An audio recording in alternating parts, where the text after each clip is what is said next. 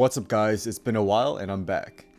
First off, I hope everyone is doing well and is safe out there. I haven't been making many videos as of late since there isn't a lot of content to make or really talk about with the NBA, but I'll try to get back to making a video or two a week. So in this video, let's do some early predictions and go over where some of the top 2020 NBA free agents will sign. And very quickly before we get into it, if you want to see more interesting NBA content just like this, be sure to drop a like and subscribe, as I really do appreciate all of your guys' support and it really does go a long way into helping this channel grow. So first off, I have Anthony Davis re-signing on a max contract with the Lakers. I think this one is pretty obvious, as it seems like he loves Los Angeles, he's close friends with LeBron, and the Lakers are a championship level team. It's always been known that he would likely re-sign with the Lakers, and I think it's going to happen when the offseason arrives. Next up, I have Brandon Ingram signing a max contract with the New York Knicks, then probably being matched by the Pelicans. The Knicks have been rumored to be really interested in Ingram, as he would help create a very strong young core with Barrett and Mitchell. I think the Knicks go all in and sign Ingram to a max contract, but the Pelicans match the offer to keep their respective young core intact. But I do think there's still a chance the Pelicans may not match, and if so, Ingram will be the new star in New York. Next up, I have DeMar DeRozan accepting his player option to then be traded to the Miami Heat. DeRozan and his agent knows that a lot of teams won't have cap space, but it's been rumored that he still doesn't want to stay in San Antonio. I think the Spurs will agree to trade him to the Heat after DeMar accepts his player option, and this move will make the Heat championship contenders next season, while still leaving enough cap space to potentially sign Giannis in the 2021 offseason as well. Next up, I have Gordon Hayward accepting his player option with the Boston Celtics. I think this is a given with Hayward's huge player option worth over $30 million. He'll try to play very well next season again and likely get a nice contract next offseason if he does in fact stay healthy. For Danilo Gallinari, I think he signs a bloated 2-year contract with the New York Knicks, and the second year has a team option for New York. I think the Knicks pull off another one of their big short-term contracts where they can have a team option for the second year here. They'll likely give Gallinari a huge bloated contract to make them somewhat competitive next season, or have Danilo as trade bait for next year's trade deadline. With this move, the Knicks will still have cap space next offseason if they try to go after a star when declining Gallinari's team option. Next up, I have Fred VanVleet re-signing with the Raptors on a near max contract. He loves Toronto and Toronto loves him, and I think it's almost a sure thing he will re-sign with the Raptors. He'll likely get a near max deal given his great play this season, and he should take over as the Raptors' main guard once Lowry eventually declines or leaves Toronto. Next up, I have Tristan Thompson signing a 2-year contract with the Houston Rockets. I think Houston will really go after Thompson after losing Capella, as they need a legitimate big man. They just cannot keep playing Tucker at the 5 as he gets older and his body will get worn out even more, and Thompson is the perfect cheap starting center they could use. He's solid as a finisher around the rim and a good rim protector, and I think he could really provide the Rockets with an impact starting center who could play around 25 minutes per game and allow Houston to rest Tucker for late game small ball situations. Now I have Bogdan Bogdanovich signing around a 4-year, $72 million contract with the Atlanta Hawks, and the Kings don't match. The Kings already have so much money tied up into Hield and eventually Fox when he gets his likely contract extension, and I think they'll have trouble giving another huge contract to another guard. Either they trade Hield or let Bogdanovich go, and if they do let Bogdan go, the Hawks should definitely pick him up. He would be great as a 6-man who can run the show when Trae Young needs a breather, and he would provide that playmaking and scoring the Hawks definitely needed off their bench since Jeremy Lin left.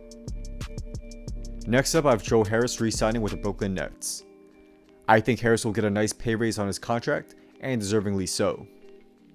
He's been one of the best shooters in the NBA who can also do a little bit of everything else, and I think him getting around $12 to $15 million a year would be pretty fair. Now we'll move on to Evan Fournier accepting his player option with the Orlando Magic. I don't think there's too much that goes into this decision, as not a lot of teams have cap space and Fournier is a good scoring guard who likely wouldn't command much more on the open market as of now. Next up, I have the Hornets overpaying for Montrezl Harrell, and he signs a big contract with them for about 4 years and $84 million. I think it's going to be hard for the Clippers to re-sign Harrell this offseason. He's been great for the Clippers off the bench, but his defensive limitations are pretty glaring at center and especially in clutch situations. He'll likely command a huge contract by a team like the Hornets who need a scoring 5 much more than the Clippers, and I think they'll offer Harrell a contract that the Clippers just cannot match. Harrell would be huge for the Hornets as a scoring 5 that they desperately need for their bench, and he'll likely come off the bench behind Cody Zeller but see the majority of the minutes at the 5. I think he would thrive with Charlotte, and it's definitely going to be interesting to see how his contract situation plays out. Next up, I have Marcus Morris re-signing with the Clippers, as Los Angeles has his non-bird rights and Morris re-signs with them on a 2-year, $32 million contract. I think the Clippers would rather spend less and keep Morris rather than Harrell, and then they could sign another center to replace Harrell, which we'll go over who that is soon.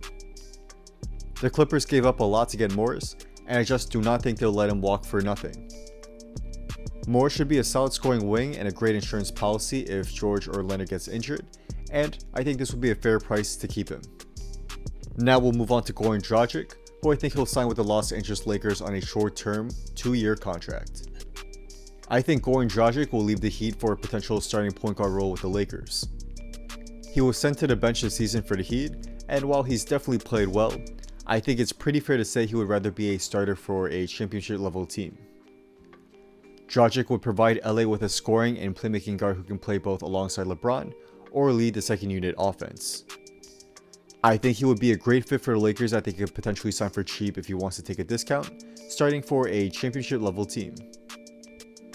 Now, we'll move on to Serge Ibaka, who I think will re-sign with the Raptors.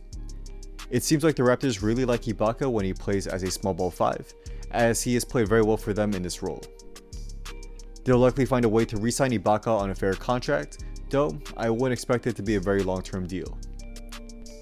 Now we'll move on to Hassan Whiteside, who I think will sign a 2-year contract with the Clippers to be their new starting center.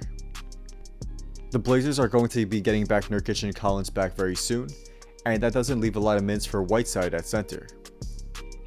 While Whiteside has been pretty good this season for the Blazers and he has put up big numbers, Nurkic is a much more impact player for Portland even if he doesn't put up as gaudy numbers as Whiteside.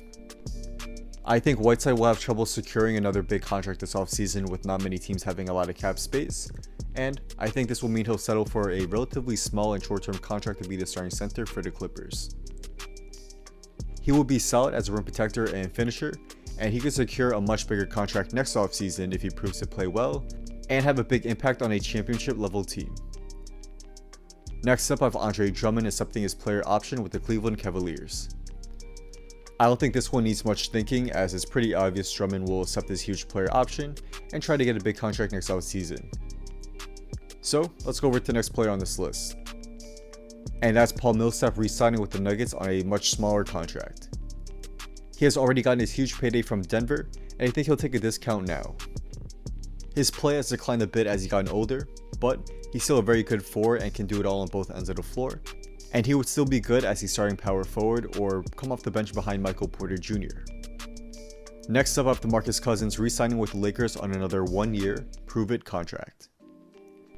I already made an entire video on this topic, and I think the Lakers' plan for Cousins is to let him continue to rehab and work with the team, and then re-sign with the Lakers this offseason. If you want a full breakdown, you can go check that video out, and I'll leave a card to that video up on the top. And finally on this list, I have Marc Gasol re-signing with the Toronto Raptors on a much smaller contract. I think the Raptors will re-sign him on a much smaller deal, as I said before, like Ibaka, and I think they should keep most of their team together. Gasol hasn't put up big numbers for Toronto this season, but his defensive presence has been key in helping them be one of the top teams on this end of the floor over the past 1.5 seasons. So that's a wrap. Thank you all for watching. If you guys enjoyed this video and want to see more interesting NBA content just like this, be sure to drop a like and subscribe, and also be sure to turn on post notifications so you can stay updated on when this video will be coming out. Also guys, most importantly, stay safe, and hopefully you guys can just stay at home, relax, and all of this will eventually go away pretty soon. Drop a comment down below on some of your predictions for the top 2020 NBA free agents. Let me know, as I do read comments. I'm definitely interested to see what you guys have to say and your thoughts on some of these guys. So without that being said, once again, thank you all for watching, and hopefully I will see you in the next video. Peace.